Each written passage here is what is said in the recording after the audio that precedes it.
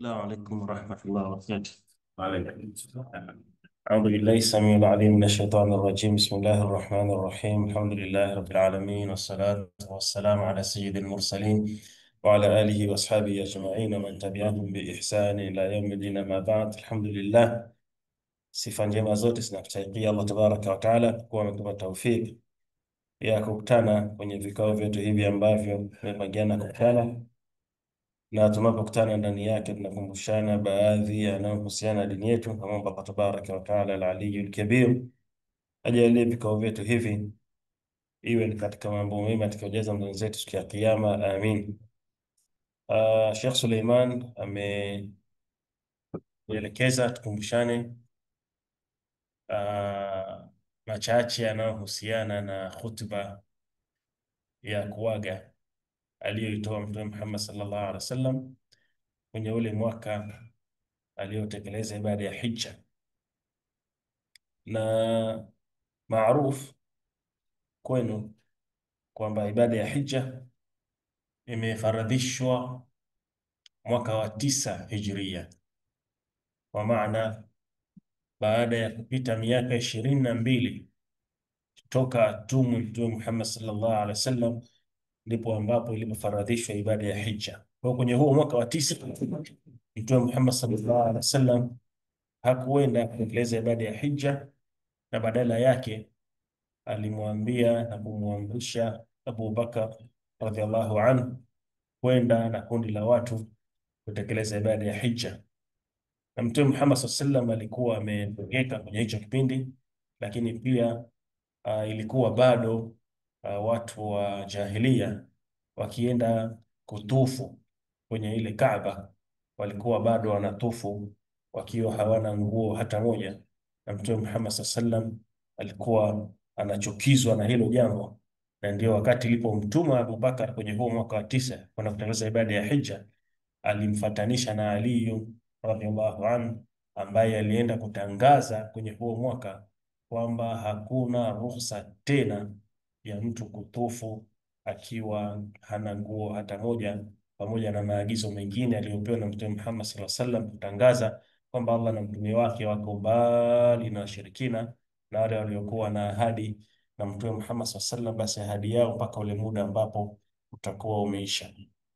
Kwa mwaka wa 10 ndio Mtume Muhammad sallallahu alaihi wasallam alienda kutekeleza ibada ya hija, na kwa huo mwaka aliwatangazia waumini kwenye bara Arabu kwamba kwenye huo mwaka yeye atakwenda kutekeleza ibada ya hija, na aliwataka watu waje waungane naye katika mji wa Madina ili kutekeleza ibada ya hija. Hadithi ndefu aliyekusanya Jabir bin Abdillah radhiallahu anhu inaelezea tokea wakati watu wanakusanyika kwenye mji wa Madina mpaka Mtume Muhammad sallallahu alaihi wasallam anatekeleza ibada ya hija. Na Jabir bin Abdillah anasema walikusanyika watu wengi sana katika mji wa Madina. Sasa Mtume Muhammad sallallahu alaihi wasallam alitangaza hiyo hija kwa waumini, kwa walikusanyika watu wengi sana, na hata yeye mwenyewe kwa namna ya watu walivyokuwa wengi, anasema alikuwa anasimama akiangalia mbele, anaona watu wengi sana mpaka mwisho wa mgongo wake, na kulia kwake na kushoto kwake, hakadha. Kwa hiyo Mtume Muhammad sallallahu alaihi wasallam aliondoka Madina mwezi 25 Dhulqaada, na walipofika Dhulhulaifa, maeneo ambayo ni miqat kwa watu wa Madina, wanatakiwa wahirimie pale. Mtume Muhammad sallallahu alaihi wasallam na yeye alioga na akahirimia hapo Dhulhulaifa, lakini kuna mke wa Abu Bakar anaitwa Asma binti Umais alijifungua alipofika Dhulhulaifa. Alijifungua mtoto wa kiume ambaye alimuita jina la Muhammad bin Abi Bakr, na kutoka Dhulhulaifa mpaka mji wa Madina, wale ambao walishawahi kwenda, sio masafa marefu sana. Sasa kwenye hii riwaya Jabir ameweka hili tukio la kujifungua Asma binti Umais wakati hata masafa hayajakuwa marefu sana kutoka Madina mpaka Dhulhulaifa, ili kuwapa picture watu kwamba kwenye huo mwaka hakubaki mtu, mpaka mwanamke mjamzito ambaye alikuwa anakaribia kujifungua naye pia hakubaki, alitoka kwa ajili ya kwenda kutekeleza ibada ya hija pamoja na Mtume Muhammad sallallahu alaihi wasallam. Na ndio maana Jabir bin Abdullah akaweka hili tukio kwenye hiyo riwaya ya hadithi yake ambayo ni ndefu aliyoisimulia tokea Madina mpaka Mtume Muhammad sallallahu alaihi wasallam atekeleza ibada ya hija. Kwa Mtume Muhammad sallallahu alaihi wasallam mengi alipita kutokea kwenye huo mwezi 25 mpaka waliingia Maka mwezi 4 Dhulhijja, na Mtume Muhammad sallallahu alaihi wasallam na aliyokuwa nao walitekeleza manasik za umra. Kisha ilipofika mwezi 8 walienda Mina ambao ni yaumu tarwiya, na mwezi 9 ndio ambayo ilikuwa imetimu kilele cha nguzo kuu ya hija, nayo ni nguzo ya kisimamo cha Arafa. Na kwenye hiyo siku Mtume Muhammad sallallahu alaihi wasallam aliwahutubia waliokuwa pamoja naye, lakini pia aliwahutubia umma mzima uliopo kwenye zile zama zake na ambao utakuja baada yake mpaka pale ambapo Allah atairithi ardhi na vilivyomo juu yake na ndani yake. Kwa yaumu Arafa, watu wanaposimama kwenye kisimamo cha Arafa hukusanya swala ya dhuhuri na alasiri na hupunguza. Kwa hiyo hadhiniwa adhana moja, kisha pakasaliwa salati dhuhuri qasran, kusaliwa rakaa 2, kisha panakimiwa tena na panasaliwa salati al-asr. Kwa Mtume Muhammad sallallahu alaihi wasallam aliwahutubia waumini baada ya kumsifu Allah tabaraka wa taala na kumshukuru. Alianza kwa kusema, ayuha nnas, enyi watu, isma'u minni ubayinu lakum, nisikilizeni vizuri mimi ili nipate kuwabainishia. Fa inni la adri, kwani hakika mimi sijui. La'alli la alqakum ba'da ami hadha, huenda nisikutane na nyinyi tena baada ya mwaka wangu huu. Kwa kwenye hii kauli Mtume Muhammad sallallahu alaihi wasallam kwanza anawaita waumini wawe na tension ya kumsikiliza ili awabainishie ufupisho wa yale aliyokuwa anawaita na kuwalingania kwa muda wa miaka 23. Miaka 23 ya da'wa, mengi yamepita na mengi Mtume Muhammad sallallahu alaihi wasallam ameamrisha na mengi amekataza. Masiku magumu yamepita. Sasa nataka kuwabainishia ule ufupisho wa yale yote yaliyopita kwenye hiyo miaka yote, na ndio maana awaambia isma'u minni ubayyinu lakum, nisikilizeni vizuri ili niwabainishie. La'alli fa inni la adri la'alli la alqakum ba'da ami hadha, kwa sababu mimi sijui, huenda nisikutane na nyinyi tena baada ya mwaka huu. Na hii kauli yaashiria kuaga kwa Mtume Muhammad sallallahu alaihi wasallam, ya kwamba huenda sikutane tena na waumini kwenye ile sehemu baada ya mwaka wake ule, kwa sababu ilisha kita katika moyo wake kwamba kwenye mwaka wake ule huenda Allah tabaraka wa taala akachukua roho yake. Ayuha nnas, enyi watu, inna rabbakum wahidun, hakika Mola wenu ni mmoja pekee. Wa inna abakum wahid, na kwa hakika baba yenu ni mmoja. Kullukum li Adam, nyote nyinyi asili yenu ni kutokana na Adam. Wa Adam min turab, na Adam ameumbwa kutokana na udongo. Laisa li arabiyyun fadlun ala al-a'jami, hakuna ubora kwa yule Mwarabu dhidi ya asiyekuwa Mwarabu. Illa bittaqwa, isipokuwa kwa uchamungu. wala liabyadhin ala aswad, wala kwa mweupe juu ya mweusi, illa bittaqwa, isipokuwa kwa uchamungu. Inna akramakum inda Allahi atqakum, hakika aliyokuwa mtukufu zaidi mbele ya Allah tabaraka wa taala ni yule anayemcha Mungu zaidi miongoni mwenu. Bona huu ni msingi mwingine ambao Uislamu umeukita kwa muda wa miaka yote ya da'wa aliyokuwa anawaita watu Mtume Muhammad sallallahu alaihi wasallam, ya kwamba watu wote ni wamoja, hakuna ubora wa mwingine dhidi ya mwingine isipokuwa kwa uchamungu. Na hili jambo la watu kufadhiliana kwa nasab na kufadhiliana kwa rangi ilikuwa ni mambo yaliyojikita kwenye hizo zama za jahiliya na hajaacha kuendelea kuwepo kwenye hizi zama. Ikabaki hii khutba na haya maneno Mtume Muhammad sallallahu alaihi wasallam yaendelea kufanya kazi tokea kwenye hizo zama mpaka kwenye hii zama zetu, mpaka pale ambapo Allah tabaraka taala atairithi ardhi na vilivyomo ndani yake na juu yake. Kisha Mtume Muhammad sallallahu alaihi wasallam akaendelea kwa kusema, ayuha nnas, enyi watu, inna dima'akum wa a'radakum wa amwalakum haramun alaykum ila an talqaw rabbakum, enyi watu, hakika ya damu zenu na heshima zenu na mali zenu ni tukufu juu yenu mpaka pale mtakapokutana na Mola wenu mlezi. Kwa damu ya muumini, hiyo damu ni tukufu mno kuliko hata utukufu wa Kaaba, kama alivyosema hayo Mtume Muhammad sallallahu alaihi wasallam, kwamba hiyo damu ni tukufu, haipaswi kumwagwa wala kudhulumiwa bila ya haki ya sheria.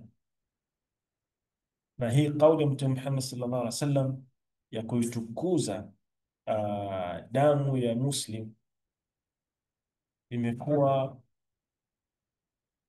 kinyume chake, kwamba damu ya Muslim nao imekuwa ni damu rahisi sana kumwagika, na hata inapomwagika wale watetezi wa hiyo damu pia ni wachache sana, hata wale ambao Allah tabaraka wa taala amewapa mamlaka ya kutetea hizo damu za waumini. Kwa damu za Waislamu, pamoja na kwamba Mtume Muhammad sallallahu alaihi wasallam amezitukuza mno, na hii hutuba imetaja mambo muhimu sana mafupi sana ambayo yanatoa ufupisho wa miaka yote 23 ya da'wa, imetukuza damu ya Muslim.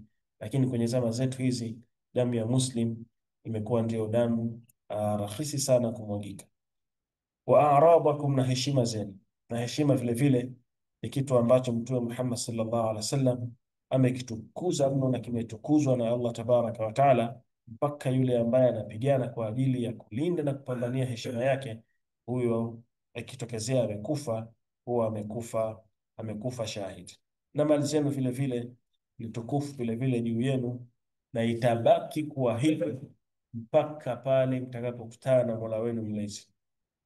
Kisha akatoa kama au akafananisha utukufu wa hayo matatu, akasema kahurumati yaumikum hadha, kama utukufu wa siku yenu hii, na ilikuwa ni siku ya yaumu Arafa fi shahrikum hadha, na kama utukufu katika mwezi wenu huu, na ilikuwa ni mwezi wa Dhulhijja, nao ni katika miezi mitukufu, fi baladikum hadha, katika mji wenu huu, ulikuwa ni mji wa Makka, na mji wa Makka ndio mji bora kuliko miji yote iliyoko ardhini.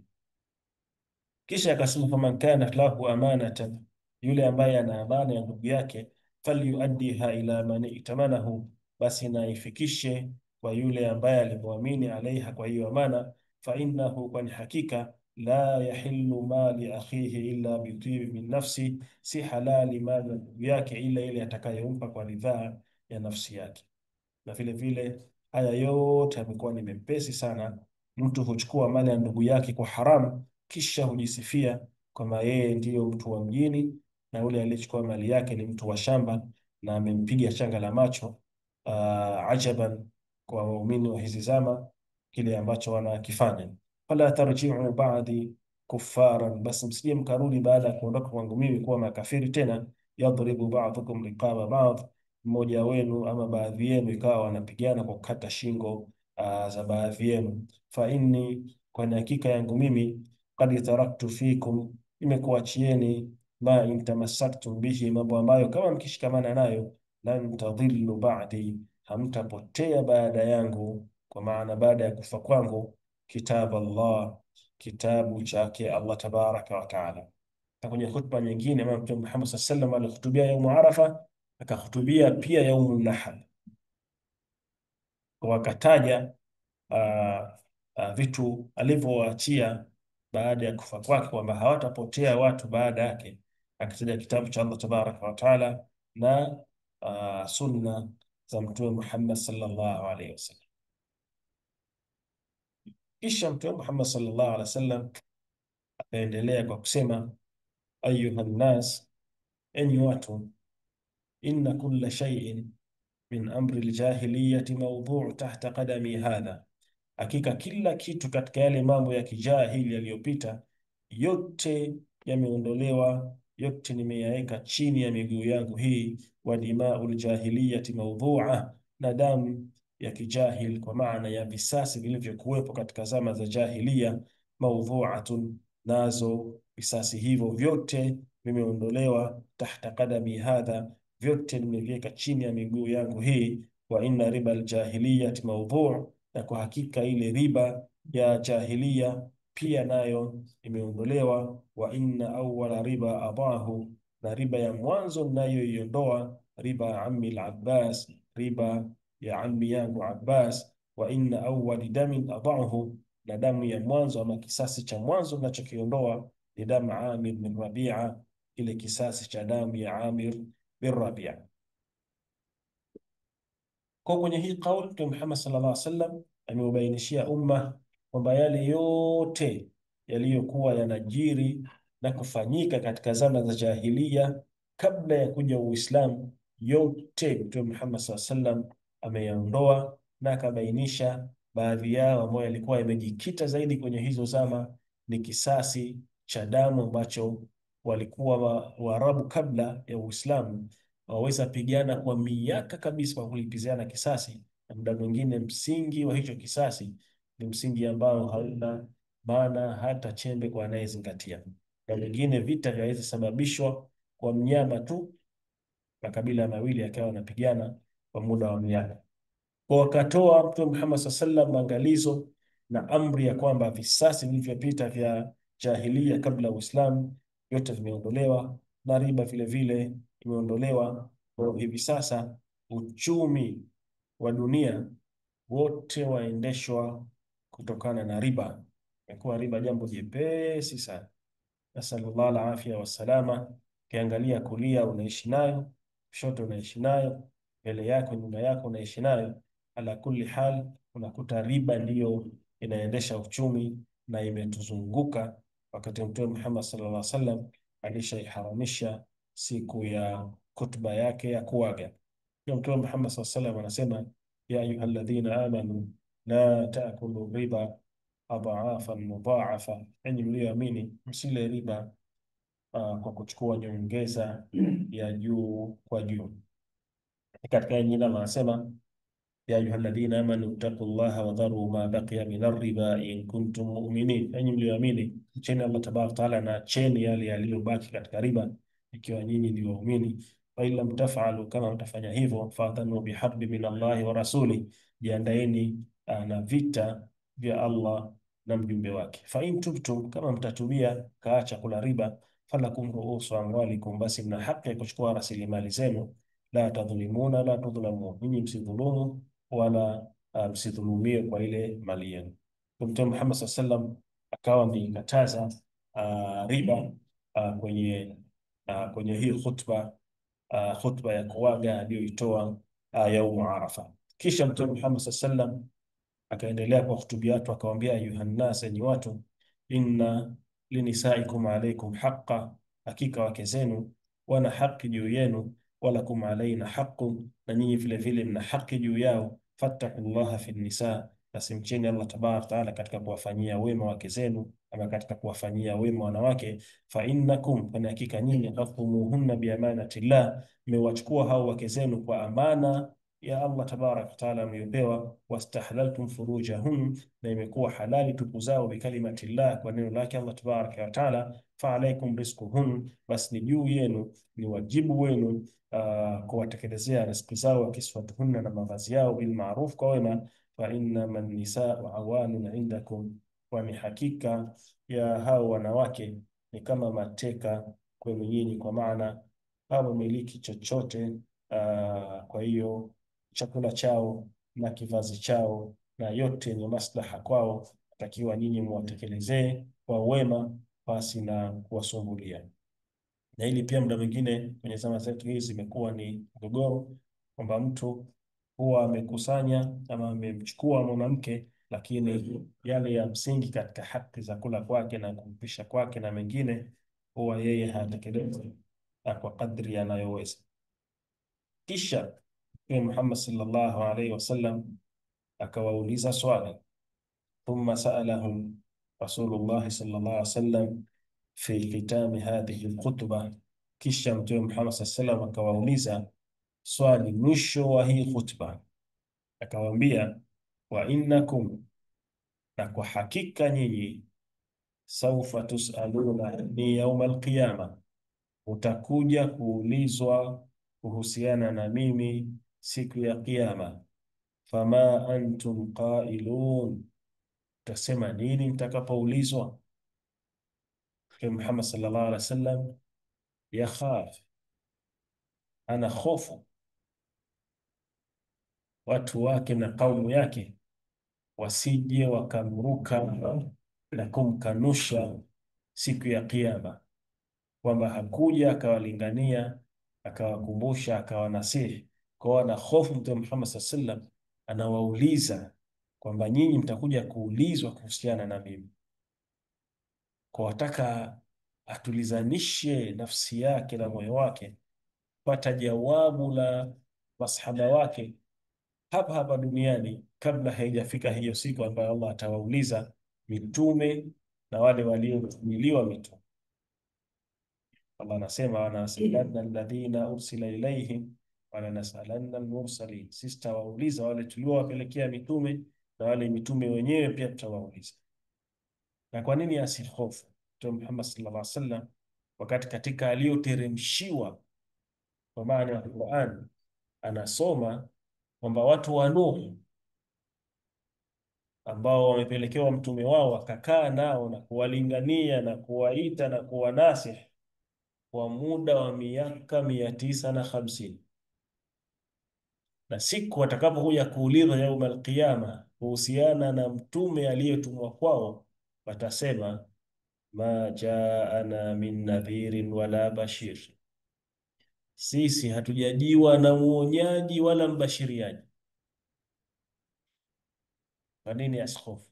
Kwamba hawa wamekaa pamoja na mtume wao kwa miaka yote ya 950, na atakapokuja kuulizwa nasema hatujajiwa sisi na muonyaji wala anayebashiria. Na ndio tabia ya mwanadamu, kwamba inna linsana lirabbihi lakanud. Kwa hiyo wahofu, ndio maana anawauliza masahaba wako, nyinyi mtakuja kuulizwa kuhusiana na mimi siku ya Kiyama, kwa mtajibu nini?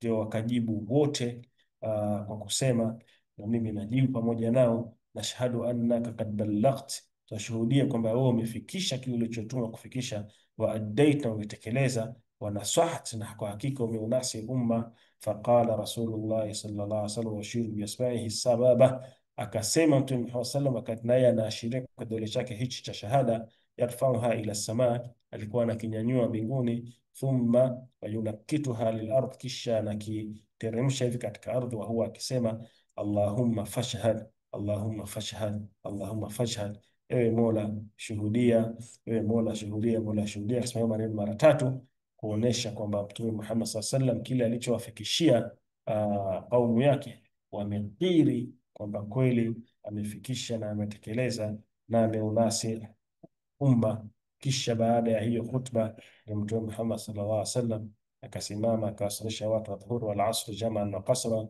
Kisha baada ya hapo ikawa ameelekea kibla, akaendelea kumuomba Allah tabaraka wa taala mpaka lilipozama jua la siku ya Arafa, Na hiyo ndio ilikuwa hutuba fupi ya Mtume Muhammad sallam yaumu Arafa, iliyokusanya mambo muhimu sana kwenye hiyo siku, na yaliyotoa ufupisho wa da'wa aliyokuwa anailingania kwa muda wote wa muda wa miaka 23.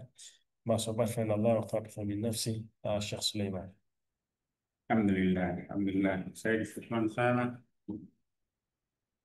kwa kutufikishia na kutuelezea hotuba ya Mtume sallallahu alaihi wasallam ikiwa na ujumbe kwetu sisi. Machache tu ya kuongezea, siku ya Arafa. Leo ni siku ya Arafa, mahujaji wapo katika viwanja vya Arafa. Kwa hiyo mashaikh wanasema iktanimu arafata wa anta fi baladik, chuma itumie vizuri upate na wewe siku ya Arafa hata kama haupo katika viwanja vya Arafa. Kwa hiyo mahujaji waliopo katika viwanja vya Arafa wanao waliwapata, na leo ni katika siku kubwa na tukufu kabisa duniani, na ni siku ambayo shaitani anajiona na kujitambua kwamba yeye ni mdogo kabisa. Kwa hiyo ibada ya funga ipo, inafahamika siyamu yaumu Arafa yukaffiru sanataini, yenye kufuta makosa miaka miwili.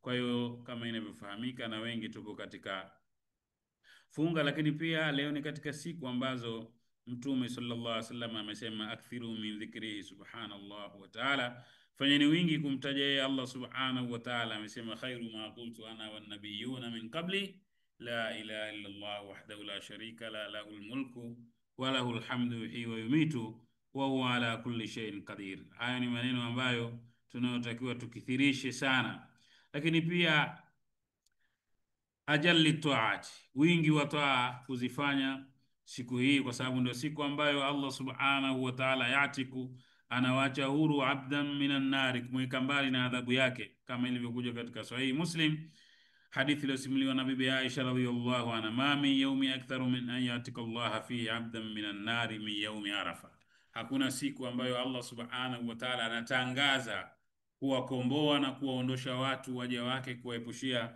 na adhabu ya moto kama ilivyokuwa siku ya Arafa. Qala Ibn Abdul Barri, mwanachuoni mkubwa Ibn Abdul Barri rahimahullah, anasema wal itiku amun li ahli almawqif wa ahli alamsari, hili linawahusu waliopo katika viwanja vile vya Arafa na walio nje ya Arafa, waliopo katika miji mingine. Kwa hiyo ala kulli hali, na sisi tuna nafasi pia, lakini pia siku ya Arafa khairu duai, Mtume sallallahu alaihi wasallam khairu duai yaumu Arafa, bora ya dua ni kuombwa dua siku ya Arafa. Kwa hiyo watu wamwelekee Allah subhanahu wa ta'ala, watu wamwelekee Allah subhanahu wa ta'ala. Sheikh anasema fa idha ma aqbalta sa'atahu, ukiwa umeingia wakati wake, na wakati wa Arafa ndio huu. Kwa tumesikiliza hutuba pale katika viwanja vya Arafa iliyotolewa kuanzia saa 6 kama na robo hivi. Alhamdulillah, hujaji wameingia katika viwanja sasa hivi, ndio wakati wake. Baada ya dhuhuri ndio kisimamo kinaanza mpaka kuzama kwa jua. Kwa hiyo fa idha ma aqbalta akhara sa'at fausika, na kuhusia wewe ya muhibba alkhairi, ewe mwenye kupenda khairi, an takhlau bi rabbika, upate muda. Tukubize sana leo, tujitahidi tupate muda wa kuwahi kuondoka, pengine saa 11. Jitahidi kutimiza majukumu yetu, kiwezekana kuyaomba kwenda kuyamalizia. Pate muda kabla jua ya kuzama. An takhalwa bi rabbika, kupata faragha, kukaa na Mola wako. Watamfarida binafsika, ukakaa mwenyewe. Wataazila nnasa, ukajitenga na watu. Wala tudhayi wataka fil aswaq, usipoteze muda wako masokoni. Wala tudhayi wakataka, wala usiupoteze muda wako katika maeneo mengine yasiyokuwa na maana yoyote. Bal tafarraghu limunajati almaliki, tenga muda ukae faragha na kuzungumza na Mola wako. Wal intirahu baina yaday alkarim, na kujitupa kwake Allah subhanahu wa ta'ala. Saluhu hawaijakum, muombeni Allah haja zenu na mahitaji yenu. Wa adhharu fuqarakum, dhihirisheni uhitaji wenu kwake Allah subhanahu wa ta'ala. Fasaatul ijabati halat, wakati wa kujibiwa ndio umeingia. Yaumu, kama alivyosema Mtume sallallahu alaihi wasallam, khairu duai yaumu Arafa, bora ya dua ni dua inayoombwa siku ya Arafa. Kwa hiyo ala kulli hali, tukithirishe kufanya wingi kumtaja Allah subhanahu wa ta'ala, tuthikirishe kufanya wingi kwa kuleta adhkari na dhikiri bora, la ilaha illa Allah wahdahu la sharika la lahul mulku wa lahul hamdu wa yumitu wa huwa ala kulli shay. Wewe upo kwenye laptop yako na haya maneno yanakutoka, haya kupunguzii kitu chochote kabisa. Uko pale unaingiza data, unafanya nini? La ilaha illa Allah wahdahu la sharika la lahul mulku wa lahul hamdu yuhyi wa yumitu wa huwa ala kulli shay'in qadir. Unapata muda kabla jua kuzama, pia upate muda wa kukaa hapa msikitini kwenye swala wetu au eneo lote lingine ile, ala kulli hali pata muda kidogo. Hii ubizi ndio tuko nao, ndio hivi hivi, ubadiliki kila siku, asubuhi, jioni, kukicha, ndio hivi tunapishana hapa kwenye makorido katika hali ya namna hii. Kwa hiyo ala kulli hali tunamuomba Allah subhanahu wa ta'ala tuafikishe na atuwezeshe kuweza kuitumia vizuri fursa siku hii na kupata muda kidogo wa kujiegemeza kumwelekea yeye Allah subhanahu wa ta'ala. Tunamuomba atuongoze na tuwafikishe, lakini pia tutahimizana pia tuchinje. Sisi tulioajiriwa tunao uwezo wa kuchinja, tusitengeneze mazingira ya kusema sijui hivi na hivi. Mbuzi wanapatikana, mnadani wanapatikana, watu wengine wanao vile vile, watu wanatangaza kwenye magrupu hapa. Ukhti Fatuma ametangazia kwenye grupu wanao wao katika project walizonazo za kuwasaidia vijana waliopo mashuleni, wanao mradi wa mbuzi na maeneo mengine vile vile. Kwa hiyo tusitengeneze mazingira tukajifanya sisi hatuwezi. Hakuna mtu maalumu, sisi tuna wajibu na tuna uwezo wa kuchinja vile vile. Mtume sallallahu alaihi wasallam anazungumza kwamba man lam yadbah fala yakrabanna musallatana, asiyechinja asije kuswali swala ya Idi. Kwa hiyo tusijitie na kujiona kwamba sisi hatupo, hatuwezi. Tujitahidi, tukusanye, tutafute, na tukikosa ayami tashiriki zote, ayami ni siku za kuchinja vile vile. Kwa hiyo jipange, kila mtu afanye juhudi ya kutafuta kokote kule maeneo yake anayokaa ya karibu, na kadhalika tutafute vichinjwa vya kuchinja mbuzi, na watu wakishirikiana. Kuna baadhi ya misikiti watu wanachangishana, wanafanya hivi. Ifahamike tu kuchinja kunako kwa kushirikiana ni ng'ombe tu ama ngamia, watu 7 wasizidi watu 7, ng'ombe mmoja ama ngamia mmoja. Mkishazidi watu 7 au watu 8, basi mtu wa 8 mumtafutie mbuzi au hivi, lakini watu 7 ndo ng'ombe mmoja. Sio watu mnachangishana mnanunua mbuzi mmoja au wawili, watu 10, watu 5 na hivi na hivi. Utaratibu huo haupo. Kuchangishana ni watu 7 kwa ng'ombe mmoja ama ngamia, ama kila mtu apate mbuzi ama kondoo. Kwa hiyo tujitahidi na tutafute mbuzi wa maana, sio tutafuta mbuzi kakonda konda. Mbuzi atimie mwaka mmoja, na hana kasoro za kumpunguzia thamani vile vile. Kwa hiyo nalo pia ni mambo ya kuangalia. Wassalamu alaikum wa rahmatullahi wa barakatuh. Alhamdulillahi rabbil alamin. Subhanaka Allahumma bihamdik, nashhadu an la ilaha illa Allah, nastaghfiruka wa atubu ilayk.